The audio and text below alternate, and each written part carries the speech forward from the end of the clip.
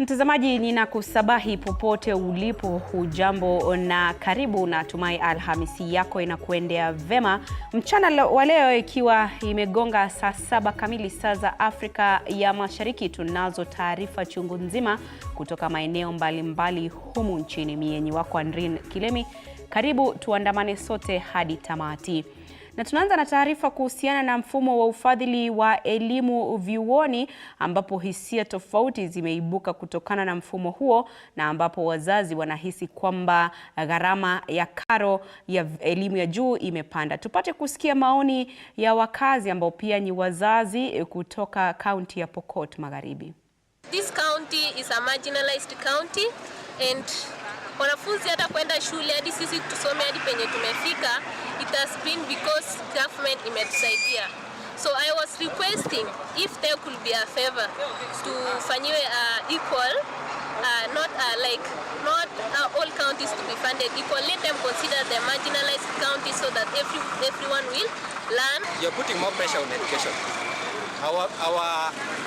Our president ambaye alitoka, Mr. Kibaki, alianza maneno mzuri ya kusupport education, na akafanya watu wengi sana wakasoma. Even our county right now rate ilikuwa inapanda juu. What I suggest is that the government at least to be specific on what they are giving out, because as we consider that these areas of well, let's say, but let's put as a quote that banditry areas, as you people put, but it's not a banditry area.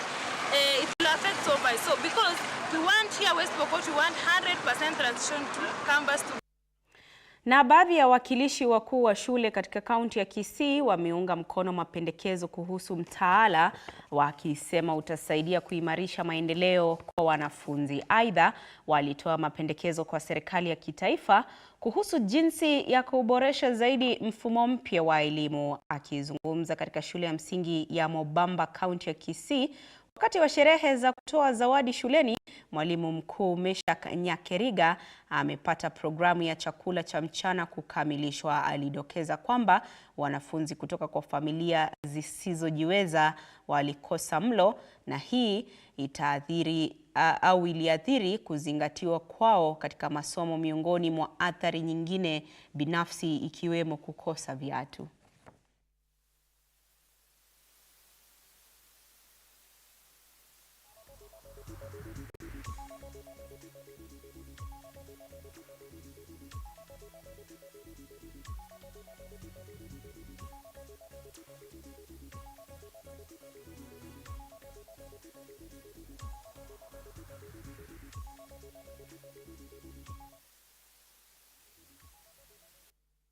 Kamati ya afya katika seneti inaandaa mkutano na wizara ya afya, na inatarajiwa kuwa na kikao na magavana pamoja na halmashauri ya kutathmini utendakazi wa wahudumu wa afya ili kujadili mswada wa wahudumu wa afya wa jamii katika mwaka 2023. We don't move too far with the one party and the other party is left behind. So I wanted us all to move. So we started by just submitting the bills to that committee of health so that they take it up. Two, yes, we had extensive consultation with the counties. It's a bill that we had internal engagement with our internal stakeholders. We have had engagement with the counties, so it went through. But the stages under which we are supposed to go through this bill is, of course, public participation. And also we realize that even if we do the public participation and submit this bill, again the parliament through the committee will again engage the public participation.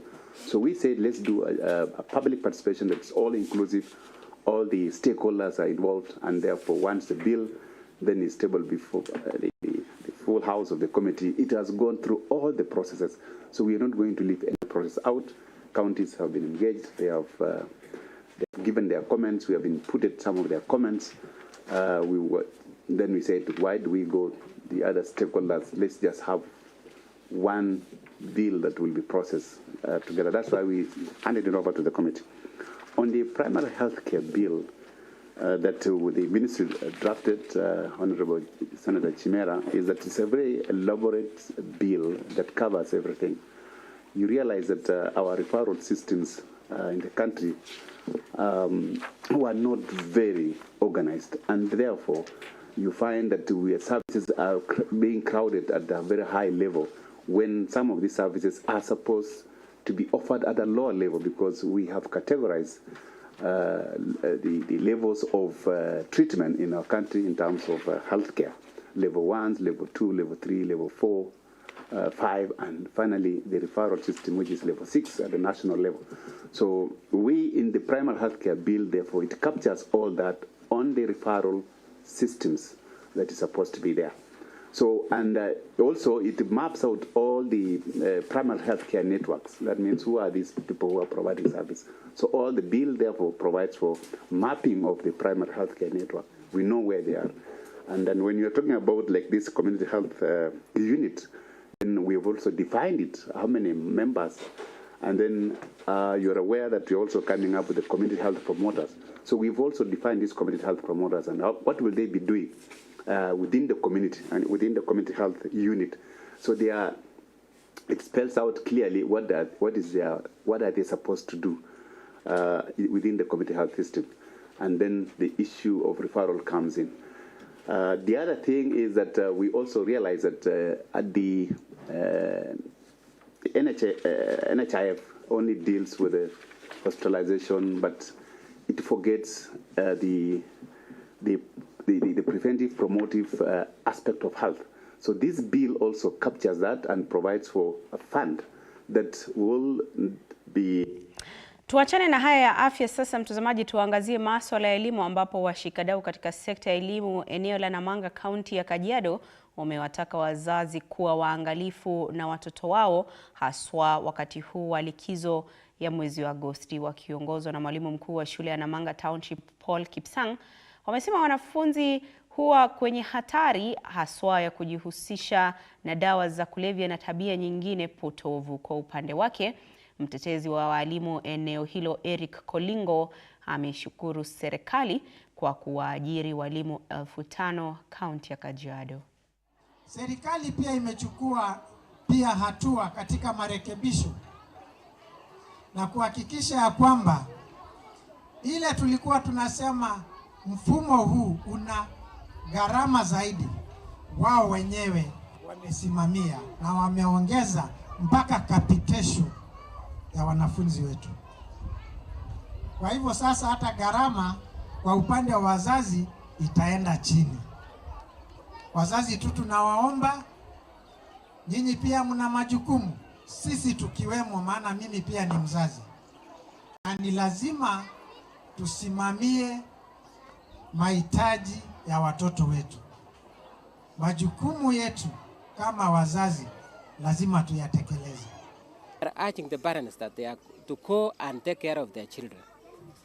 Ile tumewafunza watoto waende waangalia kwamba wanafanya tukienda holiday.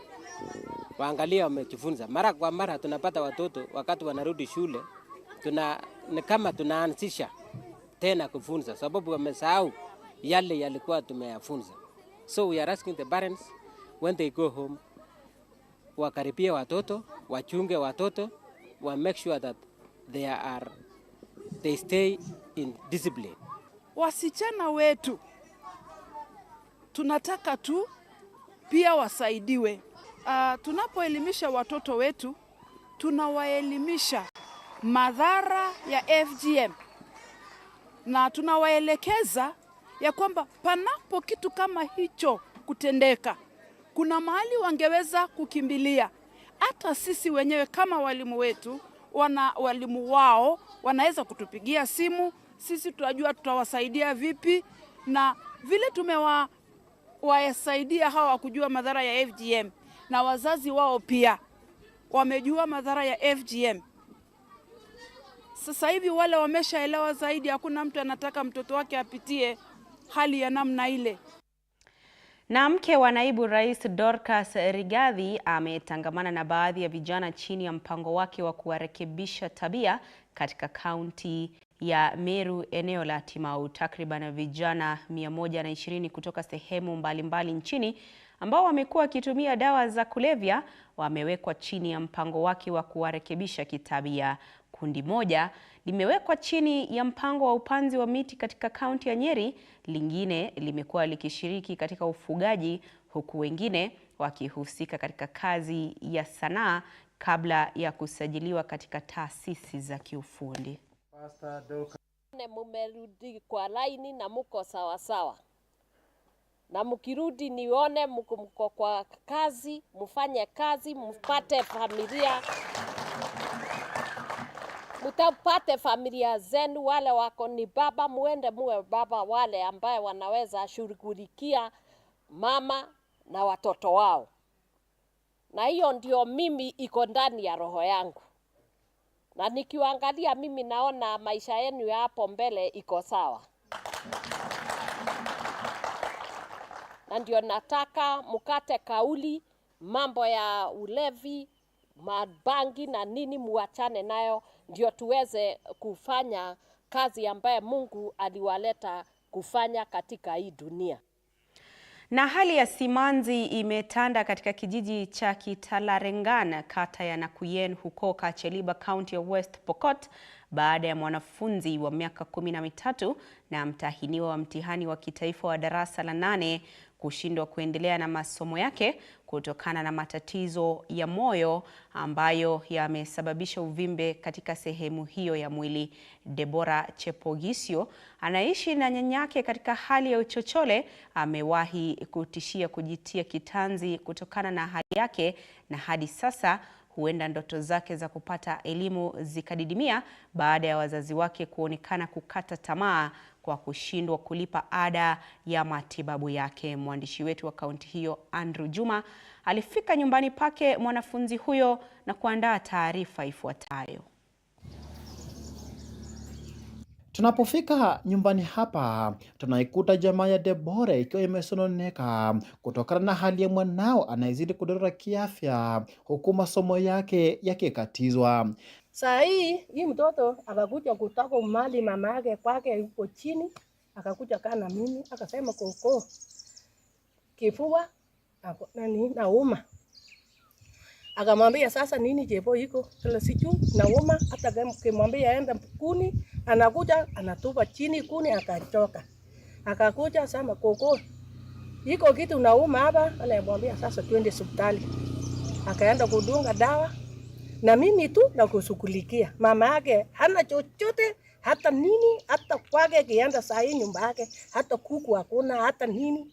Deborah Chepogisio anayesemekana kuwahi kutaka kujitia kitanzi kabla ya kuokolewa na jamaa yake, anatueleza jinsi amekatiza masomo yake kutokana na uvimbe ulioko moyoni mwake, huku wazazi wakilemewa na gharama ya matibabu. Ilianza kuuma kama kifua.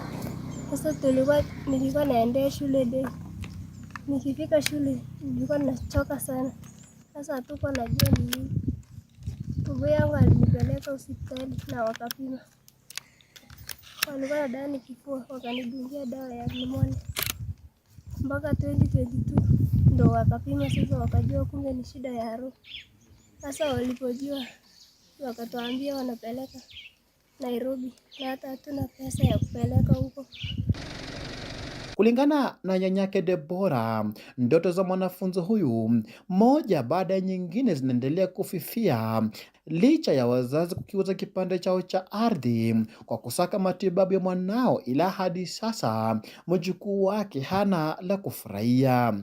Mashirika mbalimbali ya haki za kibinadamu katika kaunti ya Pokot Magharibi yamefanya kila jitihada za kutoa msaada, ila hadi sasa hamna matumaini. Kwa sababu saizi unapata ni candidates kwa darasa la 8 na unapata ile stress amekuwa naye hata hajasoma vizuri, kwa sababu most of the time ako tu kwa medication, na ile dawa anapewa tu ni ile ya kusupplement tu ya kusaidia, si ile ya kuponyesha. Mwalimu mkuu wa shule ya msingi ya St. Paul Caron na ambaye amekuwa akitoa msaada kwa mwanafunzi huyu anatoa wito kwa Wizara ya Elimu na ile ya Afya kuingilia kati na kumnusuru mwanafunzi huyu. As the head teacher, I am feeling for this girl because when a girl reaches a time where she is bidding farewell to the others, then it is a very serious thing. I just pray that Deborah will get help and she's going to be okay and join the rest to sit for the exams the end of this year. Jamaa ya mwanafunzi huyu imeendelea kusalia solemba, huku wakiitaka serikali ya kaunti au hata ile ya kitaifa kuingilia kati ili kuhakikisha kwamba mwanafunzi huyu anapata matibabu ya kutosha. Andrew Juma, TV47, kaunti ya Pokot Magharibi. Asante sana Andrew Juma kwa taarifa hiyo. Kwingineko mtazamaji, ni kwamba mhubiri tata Paul Mackenzie amefikishwa mahakamani na anatarajiwa kujua hatima yake ikiwa atasalia rumande ama ataachiliwa kwa dhamana. Upande wa mashtaka tayari umeiomba mahakama muda zaidi kukamilisha uchunguzi wao. Hebu tupate yanayojiri mahakamani. And agree with their counsel on the submission that the respondents are not under any duty to cooperate with the investigators. However, where it is alleged and suspected that the respondents' relatives who are residing with them at Shakahola are missing and believed to be among the dead, and the respondents opt to remain silent and thus fail to account for the missing relatives in the exercise of their right to remain silent, there is reasonable suspicion that indeed their missing relatives could be among the dead. It would not be incriminating for the respondents to state that they do not know where the relatives are or state where they are if alive. If the court were to go by Mr. Makasembo's assumption that they could have been kidnapped or run away from home, then the court would have expected, at the very least, an allegation that reports were made to the police on the missing relatives. The deafening silence on the part of the respondents causes great anxiety and lends credence to the state's apprehension on the missing relatives. It is for this reason that the DNA analysis and matching become necessary. Mr. Makasembo submitted that human beings are mortals and die of various reasons, that the state should not confine its mind to the aspect of starvation as the cause of death. I agree that human beings are mortals and that every being shall have to die someday. However, in a situation where it is reported that over 400 bodies were buried without dignity in shallow mass graves in the same locality and that their deaths are unreported and unregistered and nobody is laying claim to the bodies, there is reasonable suspicion to believe that the death may not have been caused by natural causes. In such circumstances, it is only prudent that proper investigations be done. Mr. Makasembo further asked for evidence to show that the people who died never went to heaven and wondered whether the prosecution counsel had communicated to God. Mr. Yami rightly responded that it is a question that may be asked during the trial in the event that respondents are charged. Furthermore, the issue for investigation is not whether or not the deceased went to heaven, but the manner in which they met their death. I also tend to think that the submission by Mr. Makasembo was frivolous. This is a serious matter of national and international concern in which hundreds of deaths are being investigated. It is not a matter in which counsel can jest about in such an insensitive manner. For the rest of the respondents, the preliminary findings by the investigators are as follows. Mtazamaji, ni kesi hiyo ya Mackenzie inayoendelea na bila shaka mwanahabari wetu Paul Muniu anazidi kuifuatilia. Hapo tu kauli ikitolewa kuhusiana na kesi yenyewe, na ni taarifa ambayo utakuwa unaipokea kwa ukamilifu wake katika taarifa zetu za hapo baadaye. Lakini katika taarifa nyingine ni kwamba shirika la kutetea haki za wakongwe nchini imekashifu dhulma dhidi yao katika kanisa la PCEA Thogoto iliyoko Kiambu, huku akisema ukosefu wa ujuzi kwa watu wanaowaangalia wakongwe ndio kiini hasa cha kushuhudiwa kwa kitendo kama hicho.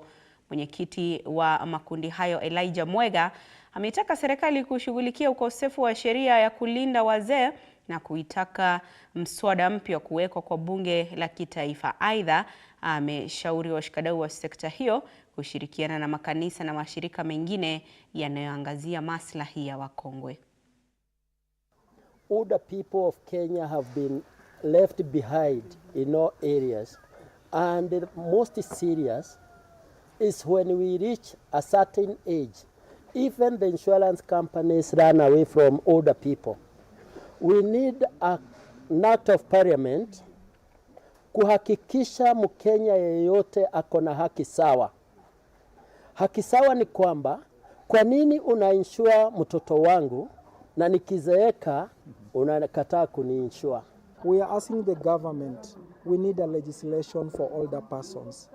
This is a case, but what about many more cases that might arise in the future and even might have happened, but they were never aired or exposed? So our request to the government, we need to look at the legislation, the older persons legislation in this country. And lastly, let us learn from the mistakes that happen so that we can improve the well-being of older persons in our country. Before we go to homes, structures and facilities, what about family values that we uphold as Kenyans? What happened to the Guka and the Shoshos that we are supposed to take care of them? So let's go back to our values as a family, as a community. Kuna wazee wengi sana na wazee hawa wanahitaji huduma hii, na siku za usoni miji kama hii itakuwa miji ya maana sana. Ndio mkizunguka hapa mtaona tumefungua mabweni mengine ya kusaidia wazee ambao tunaona watakuja hapa, na kwa hivyo tutaweza kuboresha yale mambo ambayo hatujayafikia. Na takriban wakulima wa miwa 300 kutoka kaunti ya Kakamega wanafanya mkutano ili kujadili matatizo yanayowakumba wakati huu viwanda vya sukari vimefungwa humu nchini. Wakulima hao wanahofia kukosa soko ya miwa kufuatia kufungwa kwa viwanda hivyo. Violet Auma anaungana nasi moja kwa moja kutoka na Mayakalo, eneo bunge la Matungu, kaunti ya Kakamega, ambapo mkutano huo unaendelea kwa sasa. Violet? Asante sana Andrin, niko hapa na Mayakalo, eneo bunge la Matungu, kaunti ya Kakamega. Viongozi wa AFA waliweza kutoa swala ambalo waliweza kuambia viwanda vya sukari humu nchini viweze kufungwa, na ilikuwa ni tarehe 14 mwezi uliopita ambapo tuliona baadhi tu ya viwanda kufungwa, na ni athari ambazo tunaweza kuona tu. Wengi wameweza kujitokeza. Wakulima eneo hili kwa sasa wamekutana pale nyuma yangu. Kuna mkutano ambao unaendelea kwa sasa ambao wakulima wameweza tu kukutana kujadili masuala ambayo yanawakabili kwa sasa, na niko nao hapa watueleza mawili matatu ambayo wanazungumzia hilo. Mkutano wa leo, umuhimu wa mkutano wa leo ni nini na madhumuni yake ni yapi haswa? Kwa majina naitwa Shadrack Wakoli, mimi ni mkulima eneo bunge la Matungu. Mkutano wa leo haswa ni wakulima kujiuliza maswali ama kuulizana na kupata majibu ni kwa nini kampuni za kusaga miwa zimefungwa sehemu hii ya magharibi. Na maswali ni mengi, majibu ni machache. Sisi kama wakulima huwa tunajiuliza na tunafikiria kwamba kufungwa kwa viwanda vya kusaga miwa eneo hili la magharibi ni kwamba ni kama mbinu ya kupea mtu fursa ya kutoa sukari kutoka nchi nyingine kuleta hapa, ili ni kama ni kupea mtu fursa, kwa sababu tunajiuliza ni kwa nini tu wafunge viwanda vya kusaga miwa wakati huu ambao baadhi ya wakulima wako na miwa na miwa iko tayari kusagwa na viwanda vimefungwa. Sasa tunashuku kwamba ni mbinu ambayo serikali ama mtu fulani katika serikali anachukulia ili kupea mtu fursa ya kuleta miwa, kuleta sukari ijaze masoko ama sehemu nyingine za Kenya hii. Sawa, kwako kaka, labda pengine kwa majina, alafu tueleze kauli yako ni ipi, wewe umeathirika kivipi kama mkulima? Asante sana. Mimi kwa majina ni Francis Tulesu Wanguche, mkulima wa miwa katika eneo hili la Matungu. Kufungwa kwa viwanda mimi sioni faida yake, kwa sababu miezi 3 hatutakuwa tumekuza miwa kama kulikuwa na shortage ya miwa kwa miezi 3, kwa sababu miwa si mboga ambayo inaweza kuzwa kwa miezi 3 alafu iwe imesha komaa na warudie kuanza kufanya nini, kusaga. Sisi kama wakusaji wa miwa tunaona ni kama serikali ilikuwa na njama labda ya wale madalali wenye wanapenda kufanya biashara katika shughuli ya sukari, wapatiane kitulizo kwa mkulima asikate miwa yake, na ndiposa hao nae walete sukari yao wajaze katika soko ya sukari. Sawa sawa, kidogo acha tusikie sauti ya mama kidogo, alafu ndo tuje tumalizie kwako kaka. Majina naitwa Bilha Felicitas Mkabana, mkulima wa hapa Matungu sub county. Ni masitikiko tu makuu ambayo nimepata baada ya kusikia kwamba viwanda za miwa zimefungwa, ilhali mimi kama mkulima nimelima miwa eka 8 ambazo ziko tayari, saizi ziko tayari kuharvestiwa. Kwa hivyo nasikitika sana iwapo serikali jinsi ambavyo imepitisha kwamba itafunga viwanda za miwa kwa miezi 4. Hiyo ni kuonyesha kwamba mimi kama mkulima nitaenda hasara, na jinsi ambavyo kampuni imenisaidia, West Kenya imenisaidia, nimelima hizo miwa, wameniletea mbolea, na saa hizi miwa nimechukua hata Hustler Fund, nimeweka watu wamepalia hiyo miwa. Sasa niko tu na swali moja kwa rais wetu William Samoei Ruto. Kama atasitisha miwa kukata kwa miezi 4, hiyo inamaanisha kwamba hata yeye pia atatusaidia kulipa hiyo Hustler. Sawa kidogo, kwa sababu ya muda inabidi tumetamatisha, lakini tuko hapa, tumekita hapa kambi kuweza tu kupata maoni ya wakulima hapa. Lakini kama alivyosema tu ni kwamba miezi 4 tayari viwanda vimeweza kupewa tu agizo la kufungwa, na hivyo basi tu wengi wameweza kulalamika. Jana tuliweza kuzungumza na wafanyabiashara ambao wanafanya kazi karibu na viwanda hivyo, wakilalamika tu vile vile kufuatia kufungwa kwa viwanda hivyo. Kwa sasa ni viwanda 7 hapa nchini Kenya vimeweza kufungwa, vikiwemo 3 hapa katika kaunti ya Kakamega, Butali, West Kenya na vile vile Mumias. Tutazidi kutupia jicho atakayokuwa yanajiri katika mkutano huu, na tutawajuza watazamaji wetu. Kwako studioni.